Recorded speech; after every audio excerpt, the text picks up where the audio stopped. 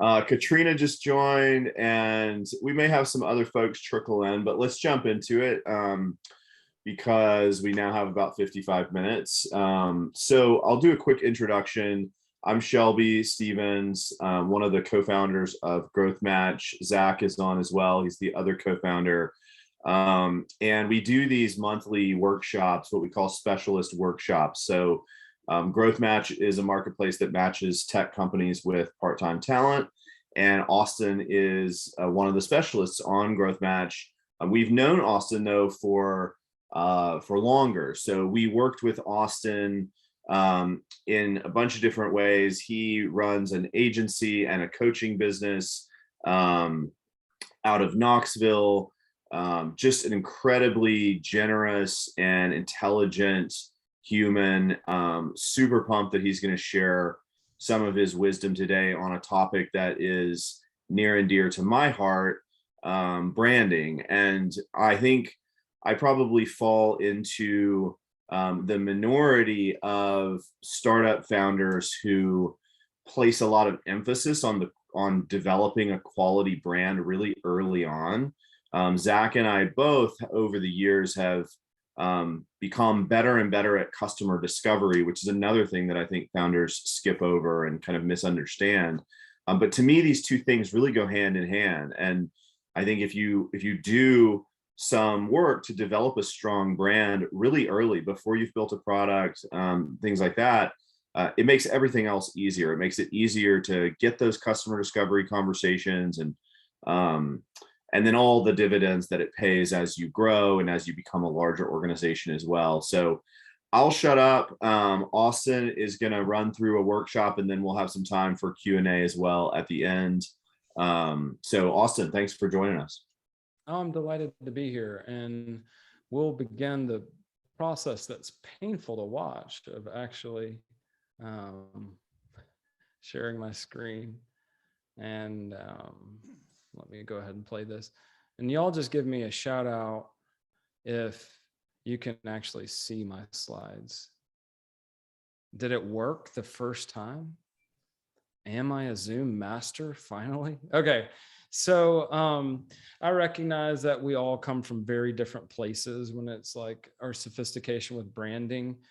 I may insult some of your intelligences when I explain certain things. So I don't want to bore those of you who are more sophisticated. We're all across the spectrum, but I do want to lay down some definitions first, because branding is a term, a universe that I think is confusing, amorphous, ambiguous to a lot of people. I'll spend precisely 30 seconds talking about my history. I'm a poet. I thought I was going to be a college English professor. No one was hiring poets, so I got a job at a marketing agency, fell in love with business and entrepreneurship, ended up getting into mobile apps. I built and sold a portfolio of 30 plus iOS and Android apps. Ended up investing in a startup and coming on as the COO and co-founder. So I did that thing for 4 years. We did the fundraising circuit, put together more pitch decks than I care to remember. And that's kind of what launched me into consulting. I wasn't just a freelancer anymore. Anytime you've run the gauntlet of trying to scale a tech startup, you know, you kind of pick up all these lessons that are worth sharing with other people. And then I started an agency, and now I split my time between consulting and coaching. Freelance Cake is, I guess I would call it a media and education company. And so that's how I spend my time now. Most of the consulting work that I do is around brand and strategy. And like I said earlier, this is little Austin holding an even smaller puppy, by the way. But the whole idea of brand gets really fuzzy. And one of the reasons that is because even branding experts, the gurus, can't even agree on what a brand is. Let me give you a few examples. So some of you may have even encountered Marty's work before. Marty's brilliant. And this is Marty's definition. A brand is a person's gut feeling about a product, service, or organization. You're like, okay, I could kind of see that. Amir, equally brilliant.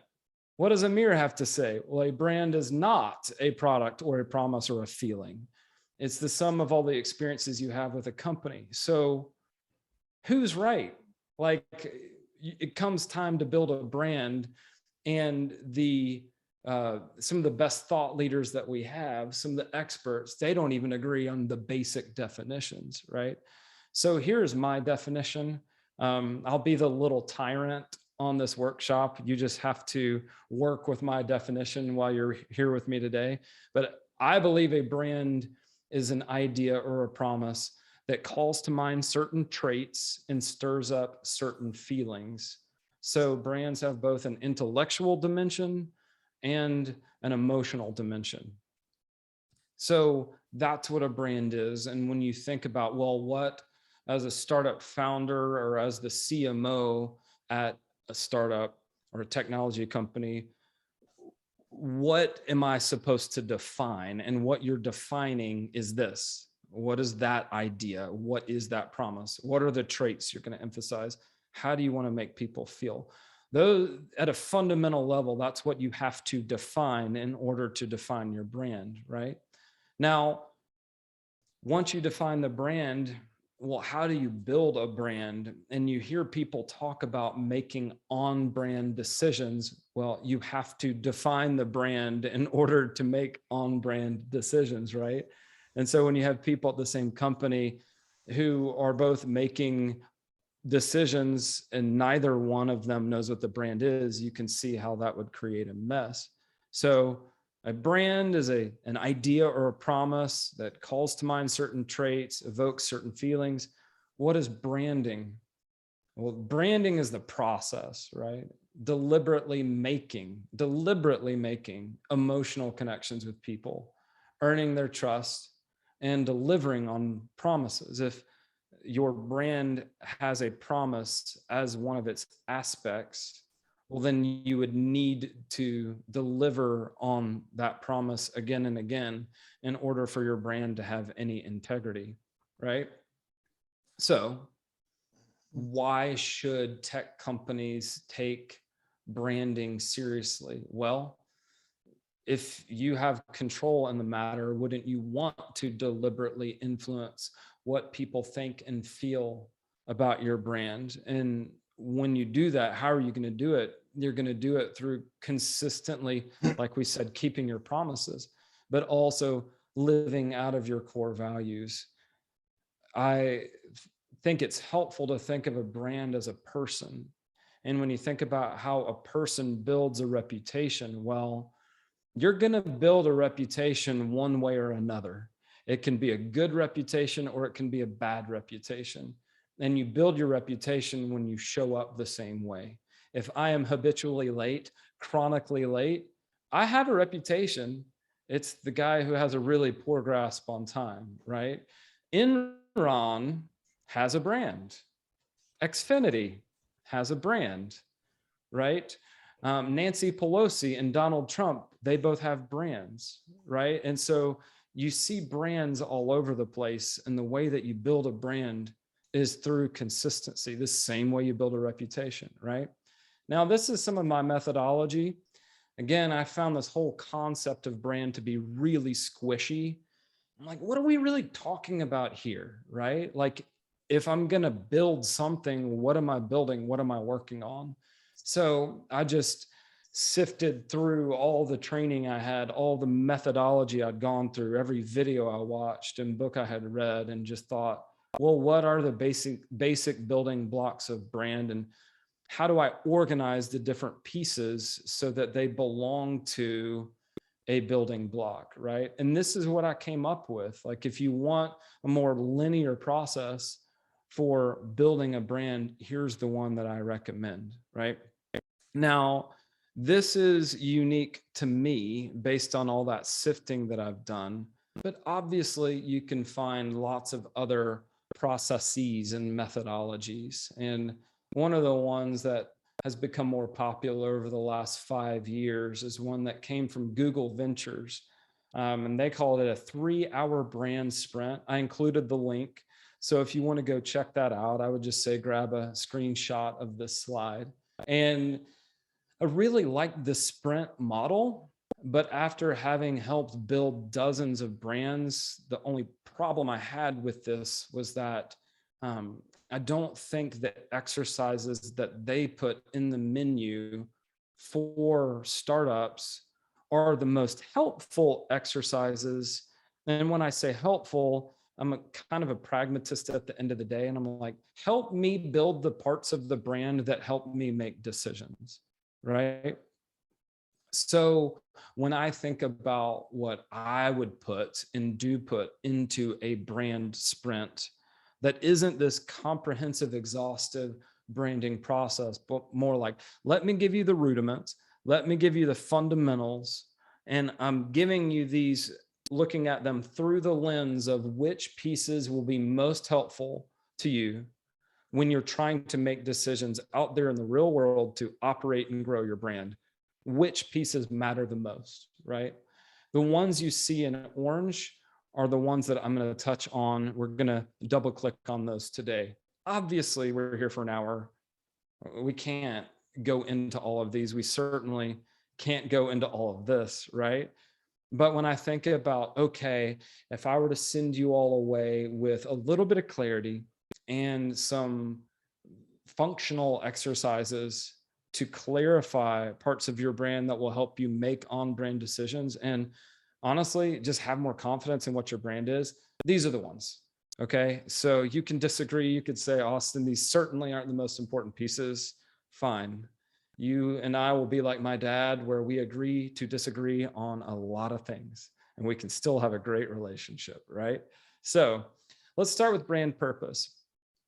And I would just say, take a screenshot of this. I know the recording, we'll send that out later. But when I guide clients through these exercises, I just ask questions. And, the quality of the questions determines the quality of the answers. And so when I'm thinking at a high level about brand purpose, sorry, I should have eliminated that DIY guide link. It's not relevant on this slide. But anyway, these are the questions that you're asked when you're drilling down to a brand purpose, right? You could think about it as why your brand deserves to exist. And when you think about brand purpose, you're not thinking about your product or your service, your family of products, your suite of services. Those all solve more discrete problems. I'm talking about your brand as a whole. Like, if your brand were to suddenly cease to exist, would it leave a hole in anyone's life because it was doing something for them, right?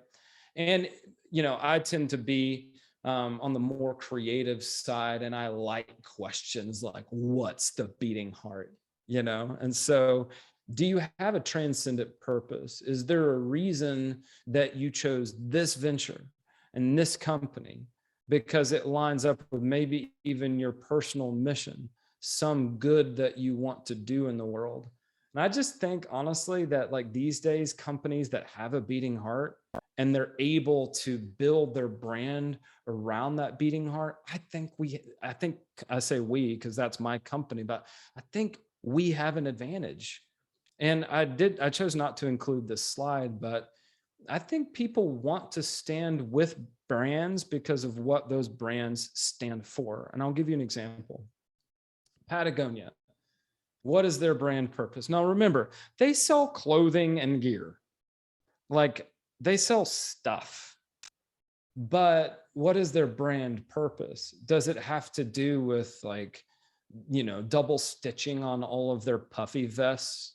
No, it has to do with, we're in business to save our home planet. Transcendent purpose. That's the beating heart of the company. And you can see how over it was, I think, the early 70s, like over the close to 40 years. I'm great at math, as you can tell. But over the last, let's say, 40 years, they've made hard decisions and potentially catastrophic decisions in terms of putting the company out of business. It was the late 90s when they made the switch from part conventional cotton, part organic cotton to all organic cotton. And a lot of people thought that Patagonia would cease to exist. And they're like, but this decision is consistent with our brand purpose. Like, we kind of have to do this. So now, like, Patagonia is this company that's successful. And even like when you think about successful brands or strong and distinct brands, lots and lots of people will cite Patagonia. The only reason they became a poster child for branding is because leaders used the brand purpose to make hard decisions. That's why I think your brand purpose is a compass. It is a tool that you can use to make decisions. Here's another kind of odd example. Some of you might have heard of Joy. Her company is called Oh Joy. She's a designer. She's done a lot of collaborations with Target and I'm sure other retailers, but this is her brand purpose. I mean, it could not be more different than Patagonia's, right? And what about Ramit Sethi? Some of you may have read his book, I Will Teach You to Be Rich. You know, he's not out to save the planet, right? He wants to help you lead a rich life. And none of these is better or worse. But I think one thing they all have in common is they all have a beating heart. They came from the founder, right? What is it that you care about? What is it that you would stay up late for and get up early for? What is it you would work long hours for? What is it that matters so much you would probably do it for free? If you can drill down to that purpose and build your brand around that, you're going to have an advantage from everything from like recruitment. Like, if you have this brand book and you need to hire somebody and they read the brand book and you're like, can you get on board with that? And they're like, this is really exciting to me. You're like, yes. Chances are there's going to be an alignment in terms of mission and values and culture, no matter how diverse our backgrounds are. If you really care about something like this, well, then yeah, you might be a good fit at Patagonia, right?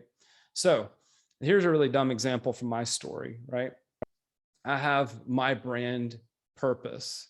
And when I use it to make decisions, right, I'm like, well, hey, if I want to help 1 million creatives make $100,000 doing work that doesn't feel like work, and I want to help people get free from drudgery that way, does it make sense for me to write a book based on that brand purpose? Yeah.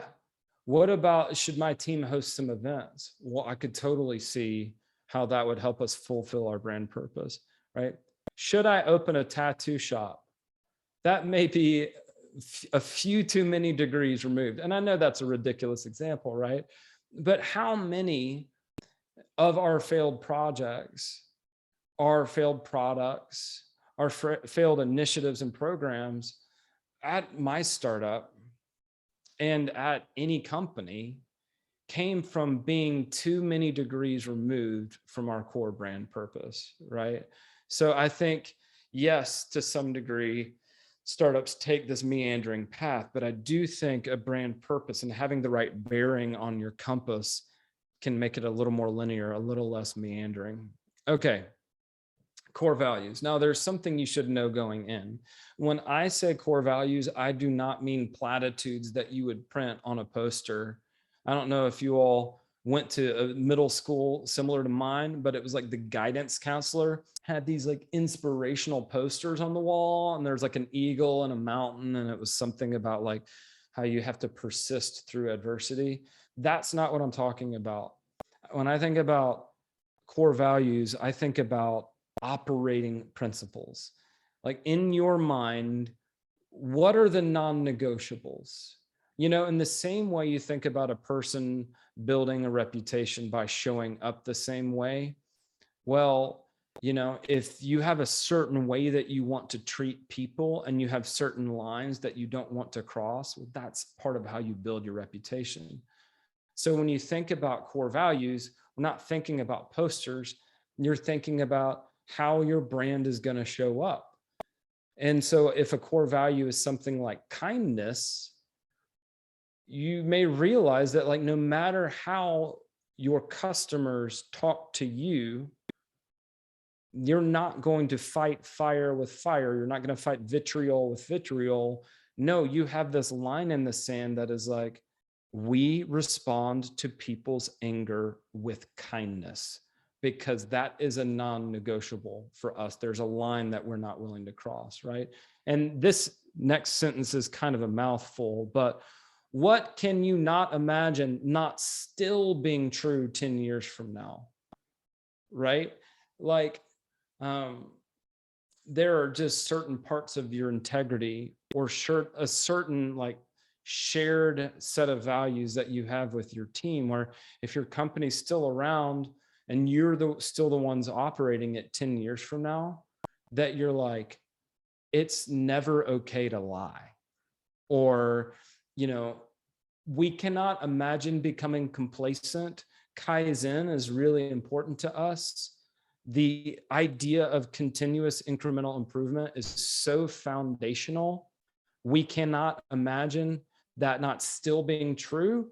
So maybe we should just make Kaizen part of our DNA, right? Let's just go ahead and own that. And then I've already kind of touched on the other ones.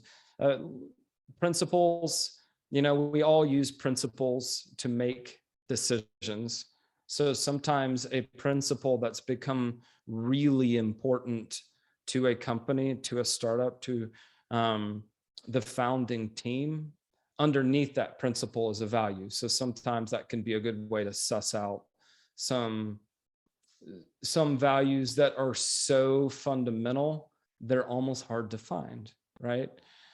Check out this quote from Roy E. Disney, Walt's brother. When your values are clear to you, making decisions becomes easier. I mean, isn't that the truth, right? So what I would recommend is that, as you brainstorm a list of values, pick 5 or 6. Don't have 12 for a really simple reason. 12 is hard to remember. And you actually want your values to be in a short enough list that people can even remember them. Because again, these are supposed to be operating principles. These are the bumpers on the bowling alley lane of your business. So as the bowling ball bounces back and forth, you're like, this is the lane we want to stay inside of. This is where our brand needs to be. If you have so many values that you can't remember them all, there's really no way they can consistently govern your behavior, right? So some examples. So this one is from my email service provider, ConvertKit.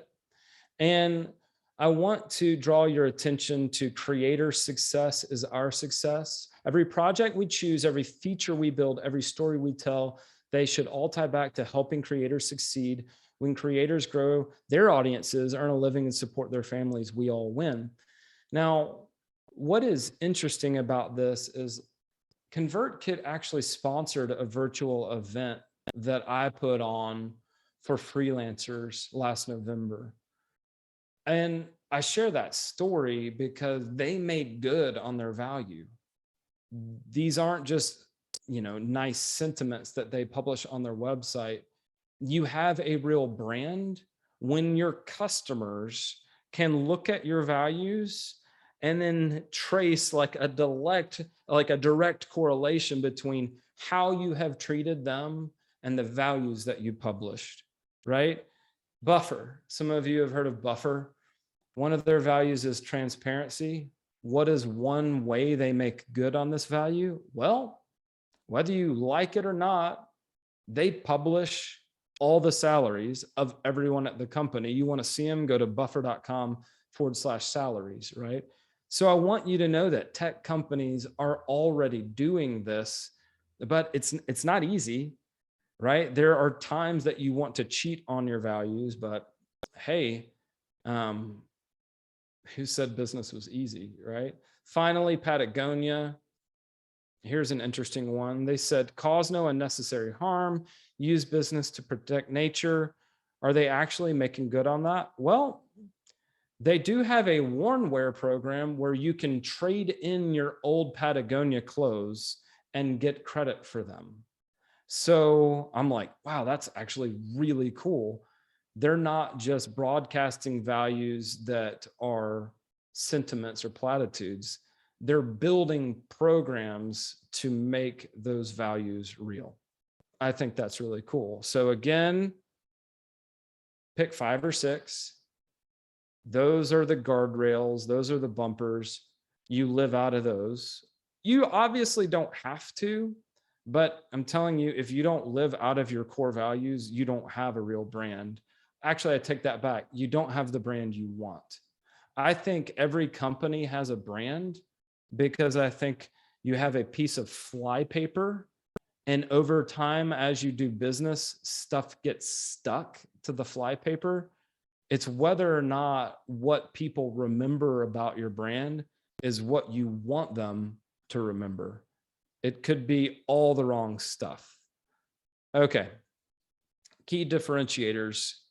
This one's actually fun, right? I would recommend taking out a deck of sticky notes, setting a timer for 30 minutes, and trying to brainstorm as many differentiators as you can.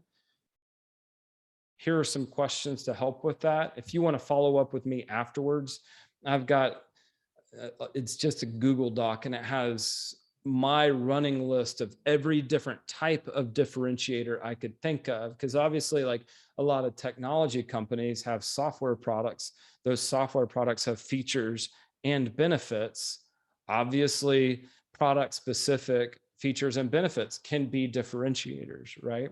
So brainstorm a massive list. I don't really think you're done until you have come up with 30, but then filter all of those differentiators through a second round of questions. Who's going to love you the most? Right? Some of us have a two-sided marketplace. Growth Match certainly does. When you think about your positioning in the market, it helps to know not just your target audiences, but out of all of those potential audiences, which audience is going to love you the most, because the brand has delivered on the promise to that audience. Yes, these people will be your super fans, right? Then you back up and you say, okay, now if I've got 30 or 40 or 50 potential differentiators I could emphasize here, what are the 5 to 8 differentiators that are most important and valuable to that target audience? One mistake that we make is to emphasize the differentiators that we care about the most, but that really aren't all that relevant to our target audience. Like, for example, I wrote and published a children's book. None of you give a crap about that, right? Because you're like, no, you're a brand strategist. You're here to help me with brand development. Austin, it's kind of neat, I guess, that you have that book, but that really shouldn't be a part of my positioning, right? So I thought it would be fun to actually find some of Growth Match's differentiators, right? They've obviously had to compile 2 different lists, one for startups, one for consultants.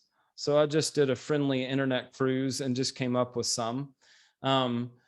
So, as you're compiling the list, obviously, if you have more than one audience, you may end up having more than one value proposition. That's fine.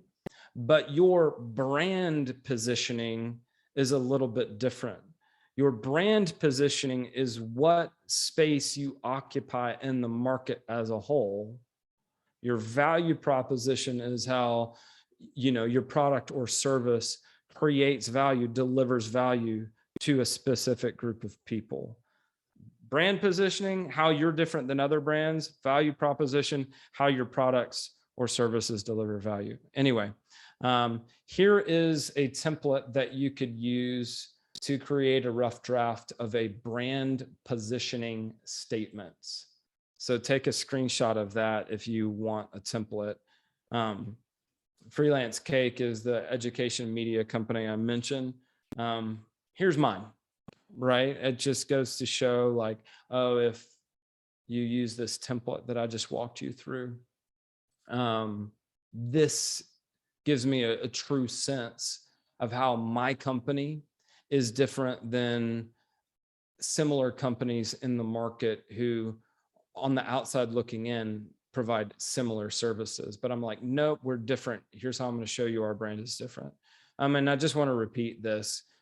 You will have a brand positioning statement, which is a part of your brand, but then you will have value propositions for specific products and services for specific audiences. That's a point of confusion for a lot of folks, right? Really good copywriting comes into play with a good value proposition. It's less important for brand positioning. All right, this is just kind of a little bonus. I talked about brand experience, and we talked about how do you map out your values so that they become real and how you treat customers and even in the programs and investments that you make, right? One fun way to think about brand experience is just to put your values on the left and then to think about the different touch points in your overall customer journey or brand experience and be like, cool. Well, if one of our values is kindness or generosity or kaizen, how can we make that evident in our brand experience? So just this matrix, this idea of combining a value with a way that you'll interact with customers can come up with, help you produce some really cool ideas. In my consulting company, one of my values is island of calm. I really don't believe that creatives and consultants do our best work when we're really stressed out.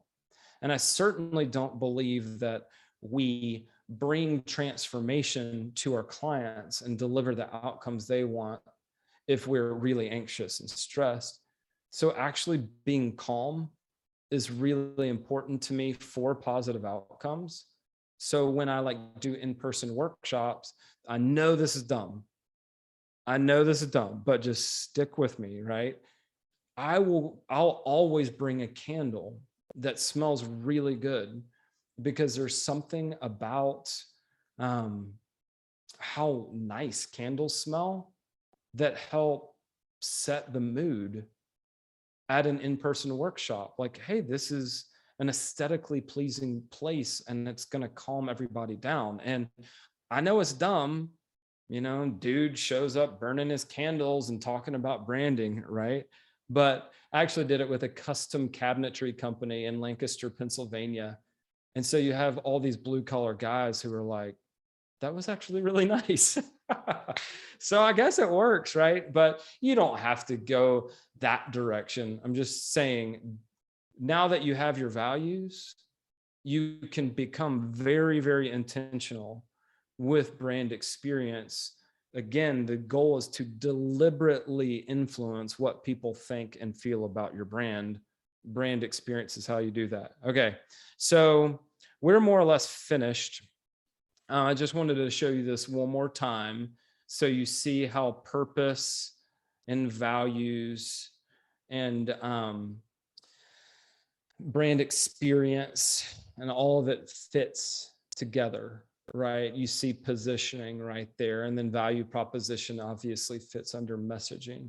So there's a method to all this madness. But again, if I were just to leave you with one idea, formalize, crystallize, codify the parts of your brand first that are most helpful in making on-brand decisions, because it all comes down to consistency. All right, if you want to reach out to me, there's my info. You can take a screenshot of that. But I'm just going to stop sharing my screen. And, we have plenty of time left for questions if anybody has one. Thank you. Thank you. Often. Who wants to start? Tom, you got a question? Yeah. Austin, that was a tremendous presentation. It's hard. We are on the extreme end of technology. And it's hard to get out of that box of technology, because we have a very technical product and a very technical market. And that was helpful to me to think about, okay, what are we bringing to our market outside of the technical description of our product? Well, I mean, you're not alone in that, Tom. Like, I think anytime your niche and your target audience, even, I mean, your feature set, your functionality, you're kind of like, well, isn't that our value proposition? Right. And his name is Antonio Damasio, and he is a psychologist. And he more or less said, we're not thinking machines who feel, we're feeling machines who think. Huh. Neuroscience backs that up, that our emotion centers are triggered before our logic centers. So it doesn't matter whether somebody's more disposed to be an engineer or, an oil painter, all of us still feel. And so I think that whatever moves your company makes with branding, you stand to win if you figure out how to bring a little bit more emotion into it. And I don't mean to make it seem like it has to be all touchy-feely, because like one emotion can be like relief. Our product works and it makes your life and your work a little bit easier. And so relief could be part of the proposition that you bring to the table, right? But yeah, it's sometimes a little bit more of a stretch for companies focused on the technology and the technical specifications of their projects. Branding is a little bit more of a stretch. But Tom, if there's anybody on your team who's got high EQ and could talk to some of your customers and just pull out of them, like, what does our product mean for you? What difference does it make?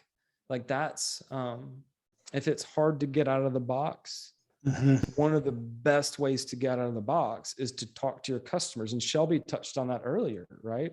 Like, how was your life different because of our product? And you might be surprised, right? Because people, like, Yeti's a great example. I read this hilarious article about Yeti where you had this branding expert. The guy was like, it's a cooler. Like, why are people freaking out about Yeti? They figured out how to take a product that is functional. I mean, that's it. Like, coolers are not sexy, but they figured out how to take a functional product and make it mean something more. So if you wanted your brand to mean something more than the functionality of your product, go for it, right? Like crystallize what that is, and then you find ways to build that into customer experience. Yeah, I think that's critical for us because our technology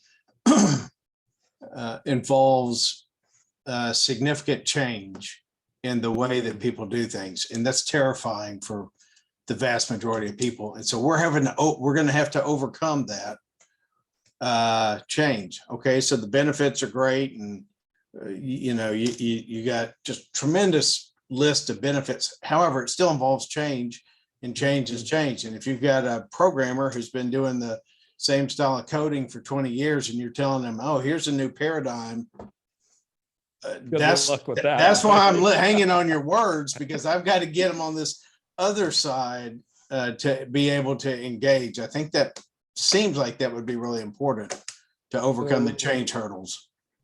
So there's a messaging framework that I use that is really helpful. It could be helpful in your case, and it goes back to beliefs, industry norms or status quo, and objections, right?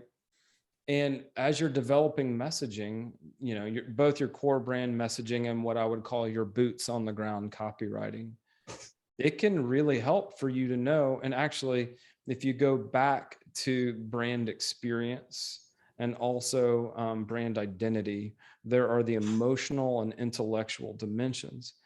Intellectual is what do people need to believe in order to derive the most benefit from our product? And if you can identify those beliefs and then figure out, well, but currently their beliefs over here are over here. What is the gap? How do we need to move people?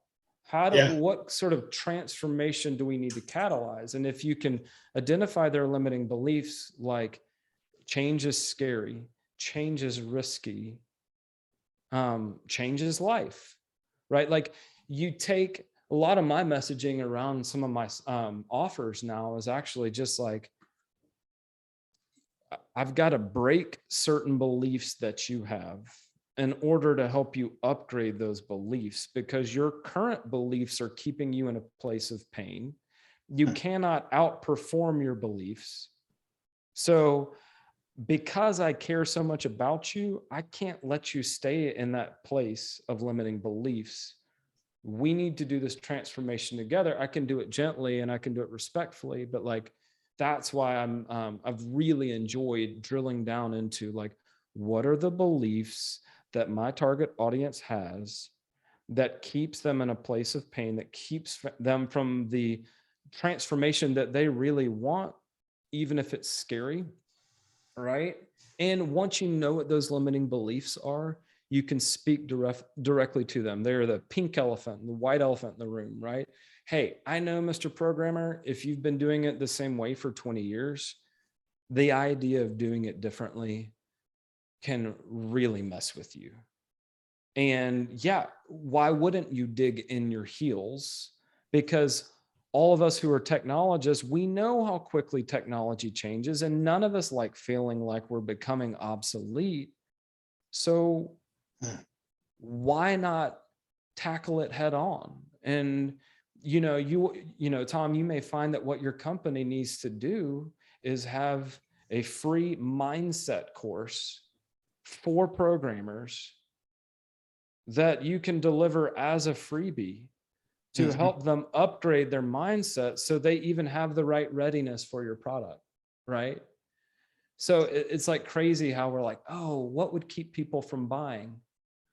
Well, I could, with much empathy, create freebies to help people overcome the problems, the objections, the limiting beliefs, the industry norms that would prevent them from being at the place of right readiness and, you know, to some degree, make my product undesirable. So I hope that helps. Tremendous.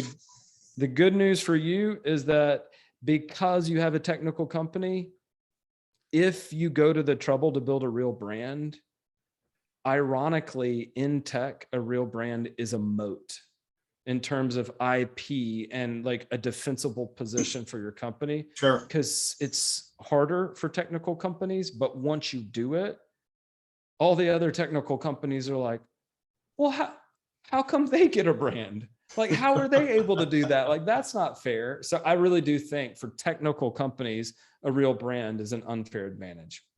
Oh, yeah. Outstanding. Bradley, All right. Katrina, any other questions out there? I have a few too, but I want you all to jump in if you have questions here.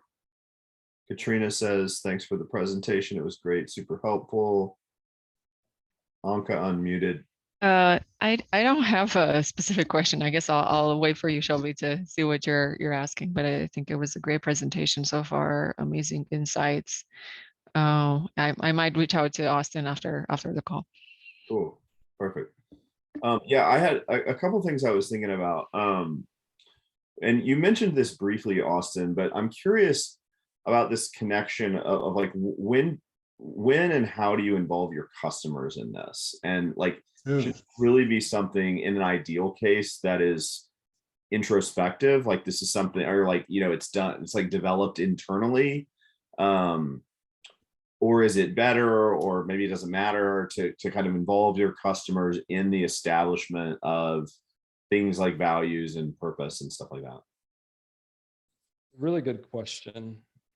I actually don't think our customers always know what they want from us. And I think that's in part because brands are supposed to be leaders. And so if you go to someone you're leading and you say, how do you want to be led? Most people talk about what they want rather than what they really need. And so I think if we want to call it version 1.0 of the brand, I think it needs to come straight from the hearts and minds of founders. Because it is, like my personal values are the ones that I infused the brand with.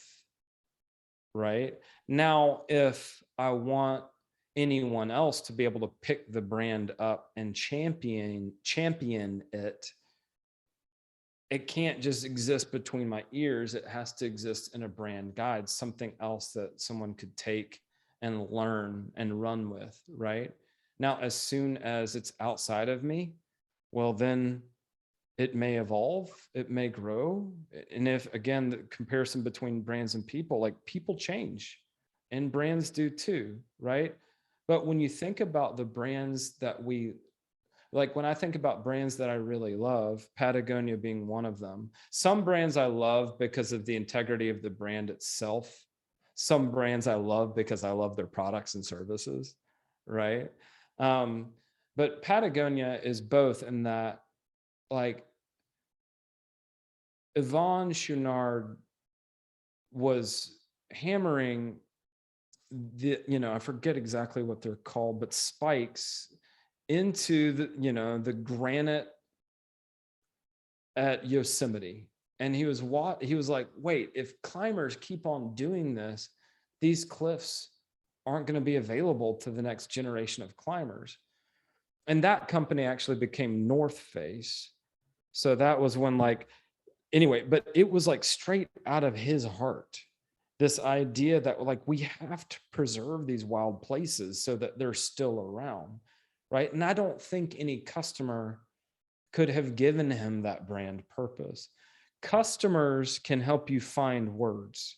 Customers can offer perspective. Customers are a gold mine for what I would call treasure hunting, where you have this idea you want to communicate, but maybe the language you come up with isn't landing with them. But then they tell you something that you're like, wow, that's what we've been trying to say, right? Customers can enrich your brand. Customers can give you ideas that you never would have had on your own for how to express your brand in a new way, right? But I really don't think that customers can tell you what your brand is, not in the early stages. Over time, as you gain brand awareness, I think you should listen to customers more and more closely, right? And I think where brands go off the rails is, people who are in leadership positions really have no relationship with people, with anyone in the target audience, right? And it becomes all about the bottom line, and anything resembling true service is long gone, right? So ironically, like in the early stages, I think it really is okay to build the brand almost like in isolation, and only once you're like, that is true for us. It has to be your beating heart, not the customer's beating heart. But then really open up the lines of communication, and the more you grow, the more important it is to have those customer interviews on a regular basis, just to ensure that you're not smoking what you sell, right? Lots of brands go down because they break the brand promise so often that they lead the brand to a disgraced brand state, and the brand cannot recover, right? And having a clever television or like Super Bowl commercial about how great your customer service is isn't going to erase millions of negative experiences people have had with you, right? And I'm not talking about Xfinity. So I don't know if that's super I helpful. don't remember the question, but that's the answer. That's what my biology teacher. It was kind of the say. interplay between doing it internally versus involving your customer. I have a follow-up question there, I think, that's related is, how do you know how you're doing? As you go through this process, and I really love that chart of mapping values to different touch points and customer experiences. but how do you know what you're doing? And should you try to check in on that? So how do you know how you're doing? I can give you, I mean, these are pretty rough, right? But I think referrals are always a word of mouth. It's always a good indication that you are delivering on the promise, Yeah. right? If you keep your promises, there are a lot of other things that you can get wrong and people will still stay. Yeah. If people actually trust you, they will stick around through a lot of crap, right? So I think for any brand, if it can grow through word of mouth, that's a strong indication that promises are being kept, right? I think with a technology company, especially like SaaS companies, low churn. Now, yeah, that is like a good indication of product market fit, right?